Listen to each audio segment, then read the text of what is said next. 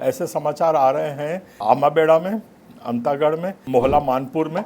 यहाँ पे एक सैलाब सा आ गया है जहाँ पे इस तर्क से ईसाई लोगों को खाली करवा रहे हैं उनकी ज़मीन को और उनको घर को कि तुम ईसाई हो इसलिए इस भूमि पे आप बो नहीं सकते, इसलिए उनको पूरा निकाल दिया है। निकाल करके उनको सड़कों पे बिठा रहे हैं, खेतों में जाके बिठा दिया है, उनको खेत जोताई नहीं करने दे रहे हैं। कुछ विजुअल्स हमें आए हैं जो कि बहुत ही मतलब दिल को हिला देने वाले विजुअल्स ये जो आ रहे हैं। मोहला मानपुर में तो ऐसी घटना हो गई है कि वहां पे 85 परिवारों को निकाल करके बाहर खड़ा कर दिया है और पुलिस कुछ कर नहीं पा रही है। एक किस्म का जो जागरूकता होनी चाहिए, एक उन्माद सा भड़कता जा रहा है। अकेले खाली पुलिस को छोड़ रखा है, बाकी कोई उसमें जो पॉलिटिशियंस हैं, जो राजनीतिज्ञ हैं, वो और आग भड़काने में लगे हुए हैं। ये वहाँ की स्थिति है। और हमारा सिस्टम कस्टम से मतलब हट गया है।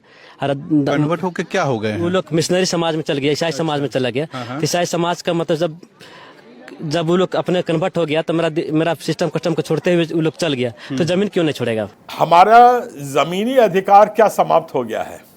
क्या अगर हम ईसाई बन जाते हैं तो हमारा ज़मीन अधिकार ख़त्म हो जाएगा, हम भारतीय नागरिक होना ख़त्म हो जाएंगे? दूसरी बात है कि अगर ये चलन जो हो रहा है, ये कई जगह से हमको समाचार मिल रहा है कि बौद्ध अनुयायियों के साथ भी इसी किस्म की घटना हो रही है कि अगर आप बौद्ध धर्म अपना रहे हो तो आपको इधर इस ज़मीन पर रहने का अधिकार नहीं है। ये आग एकदम भड़कती बढ़ती जा रही है। यहाँ पे देखिए कैसे आदमी को कुल्हाड़ी से उसको मारा गया है। दो उसके भाई हैं जो अपने खेत पे खुद बोनी का काम कर रहे थे, उनको मार के निकाल के फेंक दिया है। व्याप्त डर है जो फैला हुआ है और इसको रोकने के लिए जब तक सामाजिक स्तर पे कोई भी समन्वय की बात नहीं होगी, ये आग बढ़ती जाएगी और इतनी भयावह होगी कि इसको संभालना मुश्किल हो जाएगा। देर नहीं लगती है चिंगारी को दावानल में बदलने में, और मरने वाले कब तक मरेंगे उनकी भी एक सीमा होती है।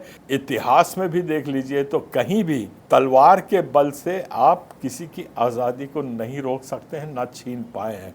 तो मेरा खास निवेदन है जो एडमिनिस्ट्रेशन है, जो रेवेन्यू ऑफिशियल्स हैं, जो कलेक्टर साहब हैं, इन सब को हम बार बार बोलते हैं कि वहाँ समन्वय बैठक कराइए, शांति बैठक करवाइए, उनको आपस में बात ज़रूर कराइए कि आपके अधिकार कितने हैं, कहाँ पे आपके अधिकार समाप्त होते हैं और कहाँ पे आपके अधिकार शुरू होते हैं।